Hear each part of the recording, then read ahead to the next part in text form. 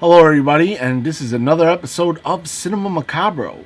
Today's episode, I'll review this very rare art house martial art film shot in New York City projects in downtown Manhattan called The Deadly Art of Survival, directed by Charlie Ahearn. This rare film, to me, is very special. I saw the poster of this film years ago when I was 5 years old, and it burned into my brain. Years later, I pretty much read a book called Yes, Yes, Y'all by Charlie Ahearn, who actually worked on it. And he briefly talked about the film. This was back in 2002. And for many years, I was so interested about this martial art film shot in the Lower East Side in the projects. And it was shot on Super 8mm. So stay tuned for this review. Charlie Ahearn, filmmaker, came to Lower Manhattan in 1973. He would often make films on 16mm and for years would often go to Alfred E. Smith projects in the Lower East Side to film local youths practice martial arts with his 8mm camera.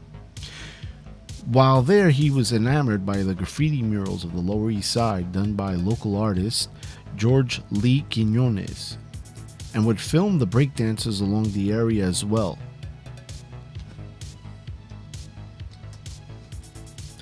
At one point, the youths approached Ahearn and asked if he wanted to direct a martial arts film.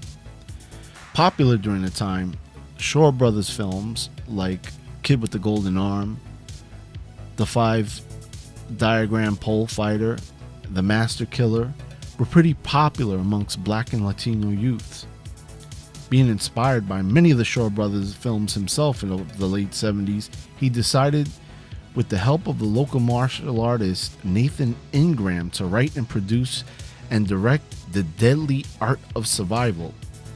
Ahearn ended up casting Ingram as the lead, and the film started shooting from 1978 through 1979, shot on Super 8.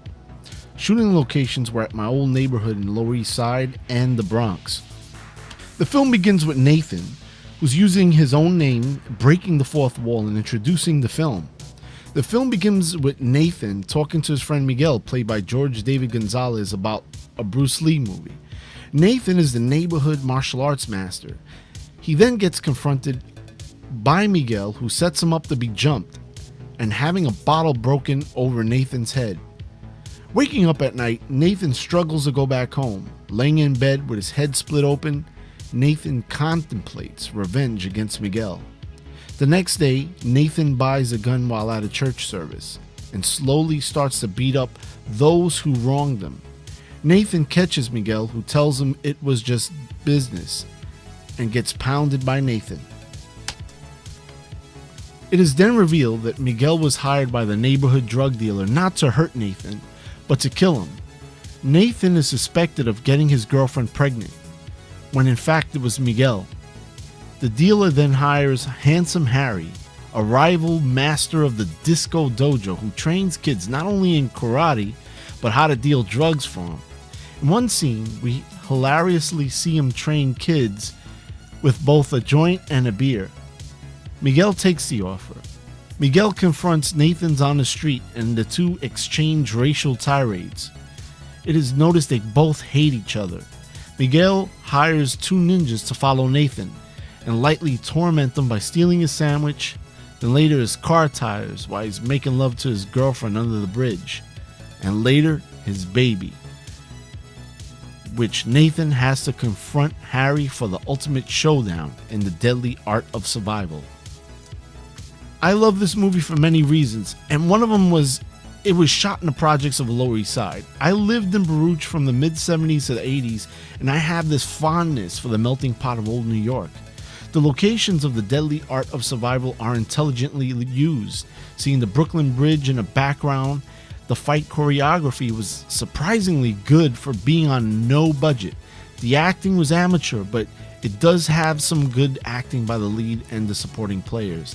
The camera is often shaky, but never under or overexposed. In one fight, you can see the Brooklyn Bridge in the background, which is pretty awesome. It's like something out of a video game. This was Ahearn's first film, which prepared him later for his cult film Wild Style. The most impressive part of the film is that Charlie Ahearn didn't have any experience directing a film before, so he never did a film with a narrative, and everything was usually experimental, and it was just like wow. And you know, this pretty much helped them film Wild Style, which had the same documentary look as The Deadly Art of Survival, and they pretty much complement each other. I had the honor to meet Charlie Ahearn twice. The first time was in 2002 during the Wild Style reunion at the amphitheater in the Lower East Side Park, and he was a nice guy. He signed my Wild Style VHS. The second time was at my old job at Rafik Video, where I worked as a video technician, and I was transferring a lot of his tapes from Super 8 to Mini DV, and that was a pleasurable experience. And he's a very nice guy, and I got to shake his hand, but I never got to ask him about The Deadly Art of Survival because I thought that was pretty much a project that was just disappeared. However, I found out in 2002 when he co-wrote a book called Yes Yes Y'all, which was about hip hop and graffiti, the whole like hip hop culture, the 80s hip hop culture, and it briefly describes the Deadly Art of Survival in that book. Now, Nathan Ingram, what happened to him after The Deadly Art of Survival was crazy. He stopped a bank robber and it actually made the front page of the Daily News. He got to meet late Mayor Ed Koch, who invited him to Gracie Mansion and commended him for his actions. Nathan Ingram, you can see him in videos now, still teaching. He's the rank of Shidoshi, which is a pretty high rank in Shotokan Karate. And you could see him teaching our men and women in service at the USO in the exhibition. So he's definitely a serious martial artist. And it makes you wonder what would have happened had he started making movies with Canon. Would he possibly been in an American Ninja movie? Who knows? I love this film for many reasons. And I love the DIY independent film of just bare bones filmmaking. What The Deadly Art of Survival is, it's basically a no budget kung fu film, and it basically strives with that. It works with whatever they have, and it's just like super inspiring. And the locations, I mean, everything's shot in the Lower East Side in Smith Projects. I live pretty close to Smith Projects. I actually lived in Baruch Projects in the late 70s and mid 80s, and to just revisit those locations before the redevelopment of the Lower East Side is just absolutely amazing, because that neighborhood, it was pretty much a true melting pot of New York. You know, just like black and Latino and like Asian and Jewish. It was just like this melting pot that defines what New York was. Pretty much before the gentrification changed everything.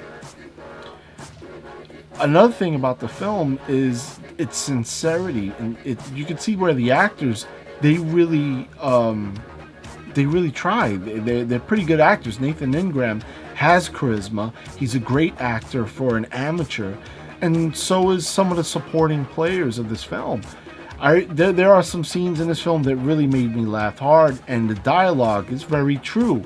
I lived in the area, so that's how people would have spoke during the time, and it wouldn't sound so forced.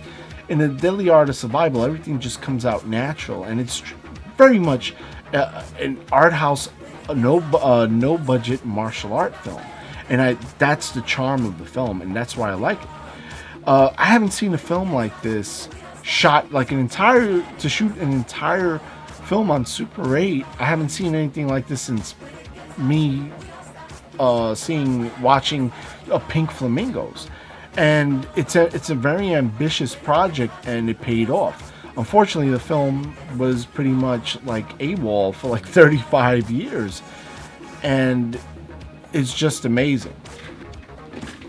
Recently, MoMA, the Museum of Modern Arts, screened the film earlier this year, and it just slipped past by me. I just feel like kicking myself in the head not seeing this film at MoMA.